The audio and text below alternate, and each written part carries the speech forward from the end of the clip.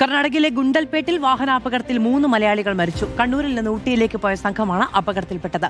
സമീപകാലത്ത് കേരളത്തിൽ നിന്ന് വിനോദസഞ്ചാരത്തിന് പോകുന്ന വാഹനങ്ങൾ അപകടത്തിൽപ്പെടുന്നത് പതിവാവുകയാണ്. കർണാടകയിലെ ഗുണ്ടൽപേട്ടയ്ക്ക് സമീപം എതിരെ വന്ന ലോറി ഇടിച്ചാണ് അപകടം. കണ്ണൂരിൽ നിന്നും ഊട്ടിയിലേക്ക് വിനോദസഞ്ചാരത്തിന് പോയ സംഘം സഞ്ചരിച്ച കാറാണ് അപകടത്തിൽപ്പെട്ടത്. ഇന്ന് രാവിലെയാണ് അപകടമുണ്ടായത്. കാറിൽ 7 പേരാണ് സഞ്ചരിച്ചിരുന്നത്. അപകടത്തിൽ 3 പേർ കൊല്ലപ്പെട്ടു. മമ്പറം സ്വദേശി മുനീർ, ഭാര്യാമാതാവ് മുനീറ, 3.5 വയസ്സുകാരൻ മോഹിത് സിദ്ധാൻ എന്നിവരാണ് മരിച്ചത്.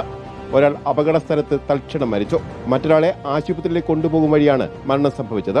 ഗുരുതരമായി പരിക്കേറ്റ മോഹിത് സിദ്ധാനെ ചാമരാജ് മെഡിക്കൽ കോളേജ് ആശുപത്രിയിൽ പ്രവേശിപ്പിച്ചെങ്കിലും രക്ഷിക്കാനായില്ല.